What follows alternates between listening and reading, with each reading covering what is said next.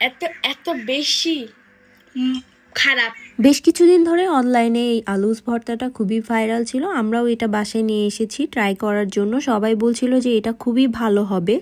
তারপর প্যাকেট খুলে আমরা একে একে সবকিছু বের করছিলাম। আসলে এটার মধ্যে সবকিছুই দেওয়া থাকে, এক্সট্রা কিছুই বাইরে থেকে দিতে হয় না। পটেটোটা ড্রাই ফ্লেক্স আকারে থাকে আর মাস্টার্ড অয়েল, চিলি, অনিয়ন সবকিছুই আছে, লবণও আছে এটার মধ্যে। তো প্রথমেই সেই পানি মাপার যে পাউচটা দিয়েছে ওটা দিয়ে আমরা পানি মেপে এই আলুটাকে সুন্দরভাবে মেখে নিলাম। তারপর এই যে এখানে ভর্তা করার জন্য আমরা একটু ঝাল বেশি পছন্দ করি, তাই মরিচ একটু বেশি দিয়েছিলাম। তারপর এখানে এই যে অনিয়নটাও একসাথে অ্যাড করে দিলাম। এই অনিয়নটা মজা ছিল, ক্রিস্পি ড্রাই টাইপের একটা অনিয়ন ছিল। আর সবকিছু একসাথে তেল টেল দিয়ে আমি এই যে ভর্তাটা রেডি করে নিয়েছি। অনেস্টলি ভর্তাটা আমার কাছে খুব একটা ভালো লাগে না। আমরা যারা রেগুলার বাসায় ভর্তা বানিয়ে খেয়ে থাকি তাদের কাছে এটা ভালো লাগবে না। আমার মনে হয় 130 টাকা এর পিছে ওয়েস্ট না করে আলু কিনে বাসায় ভর্তা বানিয়ে খাওয়াই ভালো।